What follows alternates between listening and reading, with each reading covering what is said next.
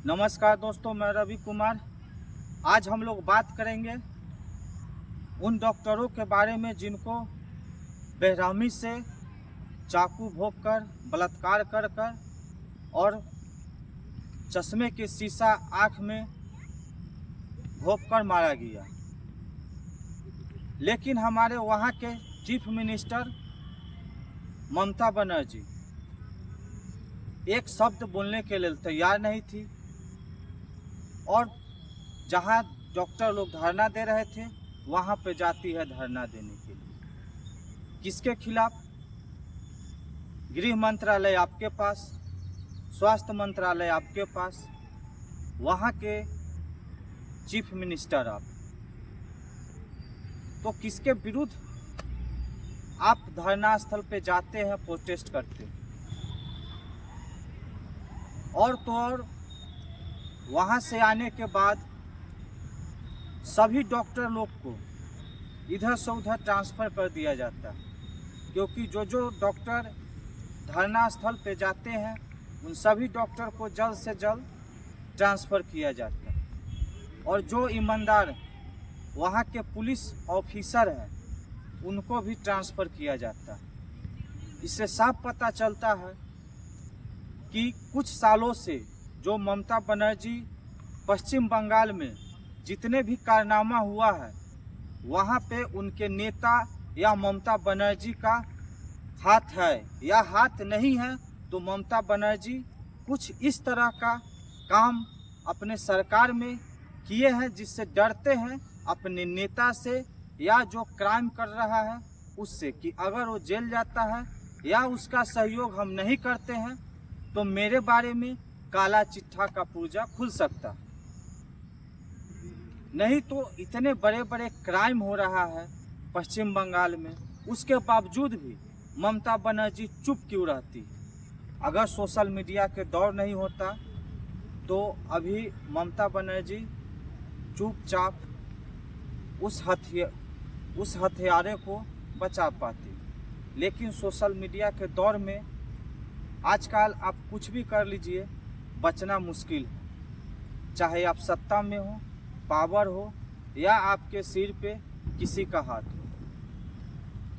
लेकिन ममता बनर्जी के शायद सरकार ने इतना बड़ा बड़ा घोटाला या कुछ काम ऐसा कर रखा है जिसके कारण वो हर हथियारा, गुंडा, मवादी सभी को बचाना चाहती है। बंगाल में पिछले कई सालों से बहुत सारे क्राइम देखा गया है जिसमें हमेशा ममता बनर्जी का नेता कहीं ना कहीं उन दोषियों को सपोर्ट करते नजर आ रहे हैं। शुरुआत में ये डॉक्टर का जो रेप हुआ, बलात्कार हुआ, इसको भी दबाना बहुत लोग चाहे, लेकिन सोशल मीडिया के दौर में ऐसा मुमकिन नहीं है। खुद पता नहीं उनके दिमाग में क्या चला, लोगों को दिखाने के लिए डॉक्टर लोग के साथ धरना पे गए, प्रोटेस्ट कर रहे थे। लेकिन किनको दिखाने के लिए गए? चीफ मिनिस्टर आप है वहाँ के, स्वास्थ्य मंत्रालय आपके अंडर है, जिस हॉस्पिटल में मृत्यु होती है उस हॉस्पिटल आपके अंदर आता है,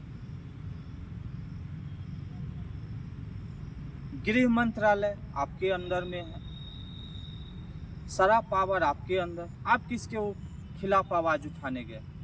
बीजेपी के क्या? बताइए। कहीं ना कहीं ममता बनर्जी जनता को बेवकूफ़ बनाने का बहुत ही दिमाग लगाती है। जिस हिसाब से पिछले कुछ सालों से ममता बनर्जी कुछ हथियारों, गुंडों, मवादियों का साथ दे रहे हैं, दूसरे देशों से आने वाले को जगह दे रहे हैं, उस हिसाब से अगर 10 साल बंगाल का मुख्यमंत्री और रह जाती है तो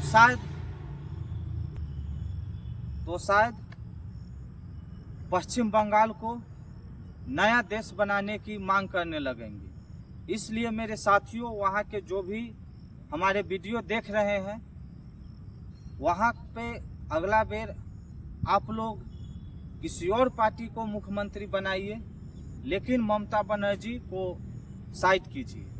एक राजा लगातार अगर सत्ता पे बैठा हुआ रहता है अपना गद्दी पे, तो उसको घमंड हो जाता है।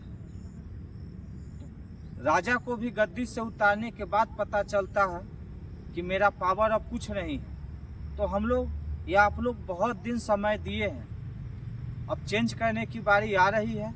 आप लोग चेंज कीजिए और कोलकाता को दूसरा देश बनने से बचाइए, नहीं तो वहाँ पे एक समय ऐसा आएगा जो सिर्फ हिंदुओं को जिस तरह से अभी बांग्लादेश में मारा जा रहा है, उसी तरह से हमारे कोलकाता में हिंदुओं को मारा जाएगा और मुसलमानों को बसाया जाएगा, और वहाँ पे मुसलमान कंट्री बनाने का सपना देखने लगेंगे वहाँ के लोग। और जो वो 31 वर्षीय डॉक्टर जो जूनियर डॉक्टर थी, उनके मौत बहुत ही दर्दनाक रूप से हुआ है।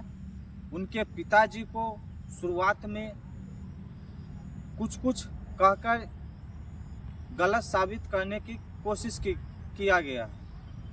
तो वहाँ का जो भी हथियारे पकड़ा जाता है, जैसे अभी संजय यादव का नाम आ रहा है, वो हथियारा है नहीं है, सीबीआई के गिरफ्तार में है, पूछताछ हो रही है।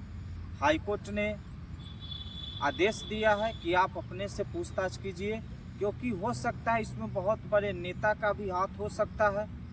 इसलिए कि वो लड़का जो है 3-4 शादी भी कर चुका है, पता नहीं उसका क्या दिमाग है, क्या है नहीं है। तो इसलिए जांच पड़ताल अच्छा से होना चाहिए कि इसमें और कोई बड़ा आदमी नहीं हो, या है तो उसको भी सज़ा मिलना चाहिए। हो सकता है कि पैसा लेकर तुम कहो कि ये क्राइम हम किए हैं, तो अभी भी हमारे देश में बहुत सारे ऐसे लोग हैं जो पैसे पे बिक जाते हैं और मरने तक के लिए रेडी हो जाते हैं। तो जांच अच्छी से होनी चाहिए, और जो दोषी पाया जाए उसे जल्द से जल्द फांसी का सज़ा सुनाया जाए। धन्यवाद।